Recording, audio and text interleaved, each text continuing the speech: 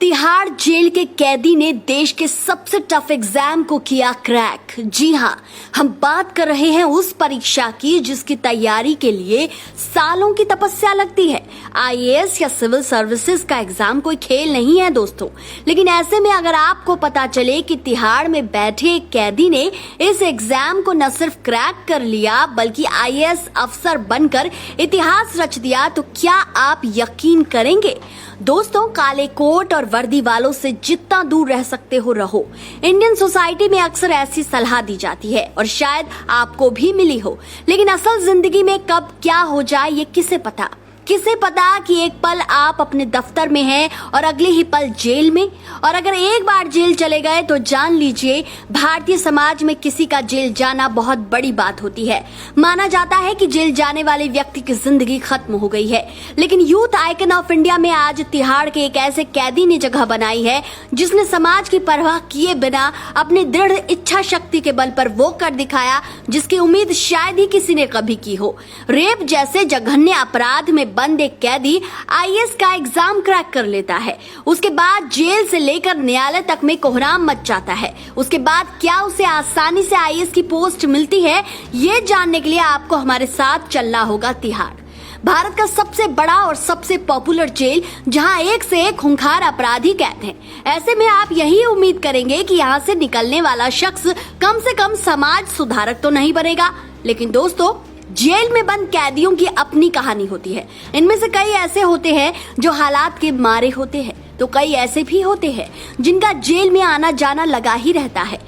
India justice नाम की report कहती है कि भारत की जेलों में 77% कैदी ऐसे हैं जो अंडर ट्रायल हैं, यानी ये वो अपराधी हैं जिन पर सिर्फ आरोप है, लेकिन वो कोर्ट की प्रक्रिया के चलते इतना लंबा समय ले लेते हैं कि कभी ये साबित ही नहीं हो पाता कि अपराधी है भी या नहीं। और आखिरकार केवल 22% कैदियों को सजा मिल पाती है। लेकिन आज की कहानी एक ऐसे कैदी की है जो बाकी कैदियों से काफी अलग था, जिस पर दिल्ली में एक 21 साल की लड़की सुनीता के रेप के आरोप के साथ आत्महत्या के लिए उकसाने का आरोप था। ये शख्स आईएएस के इंस्टीट्यूट में पढ़ाते थे, जहां ये लड़की कोर्स पीछे छूट जाने के कारण मदद मांगती है। अमित उर्फ अशोक राय छात्रा को पढ़ाने लग जाते हैं। धीरे धीरे समय बीतता जाता है।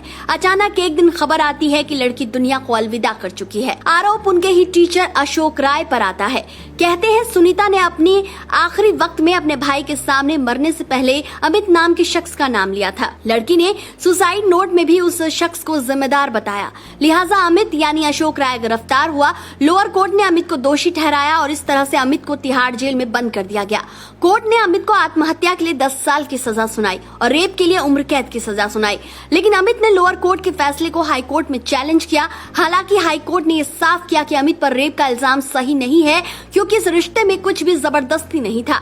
लेकिन फैसला सुनाया जा चुका था। कोर्ट अपना फैसला दे चुका था। अमित यानी अशोक राय का सारा बैकग्राउंड एक झटके में स्वाहा हो चुका था। अब वो दुनिया की नजर में एक अपराधी था।